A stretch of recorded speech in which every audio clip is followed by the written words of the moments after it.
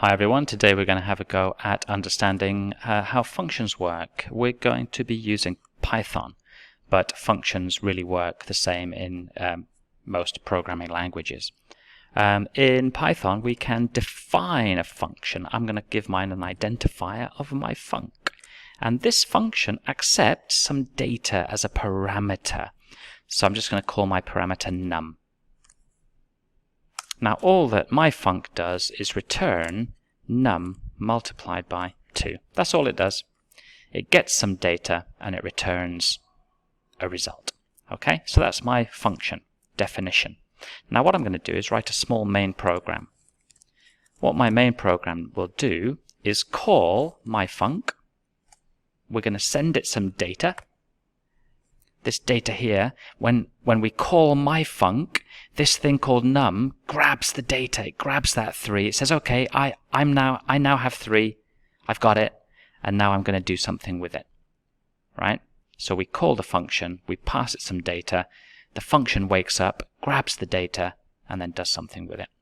Now, because it's returning a value, in the main program, we really want to maybe create a variable to grab that returned value. So I'm just going to create a variable called result, and that result will grab or be assigned the returning value of the function. So call the function, let it do its business, and then wait for something to be returned. And we're going to store that in a variable called result in this example. Okay. Okay, so to see what's going on, what we're going to do is I'm just going to import the time library, which is a built-in library in Python, and I'm just going to put some print statements in. So inside the function, I am inside the function. I am inside my func.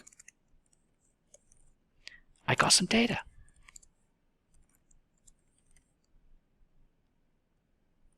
Which is this thing that we're calling num. So I'm inside my func and I got some data. Okay. I am going to return num multiplied by 2. Okay, so that's in my func. In the main program, let's also do some similar things. I'm in the main program.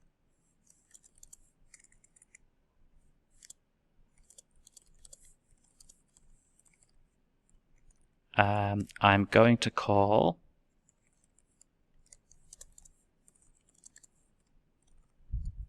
my func.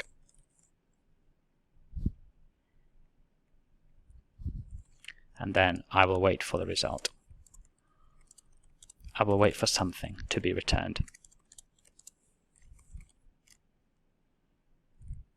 So then we call my func and we get the result. So back in the main program, I got a result.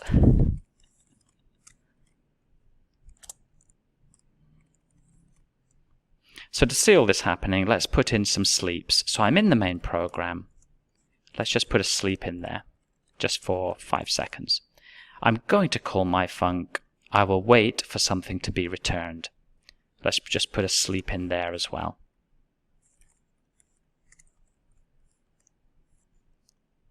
Then we go into my func. So inside my func, let's just put a sleep as well. So we can kind of slow things down a little bit. So we go into my func. We jump into here. This is going to happen. Then we return, which means we come back to the main program. We come in here, and then we're going to print the result that we got. So let's just run all that and see if this makes sense. So I'm in the main program. I'm going to call my func. I will wait for something to be returned. I am inside my func. I got some data, which was 3. I'm going to return 6. And then back in the main program, I got a result, which was 6. So here we're back in the main program again. So just take a moment to think about how that's working. We start in the main program. I'm in the main program. I'm going to call my func. And that's what we do here. and we send it some data. We then jump into myfunc. Myfunc gets the data, processes it, and returns something. So when it returns, we jump back to the program. The return value kind of replaces this thing. Result equals 6 now. That will become 6. And then we can move on through our main program. And that's how functions work.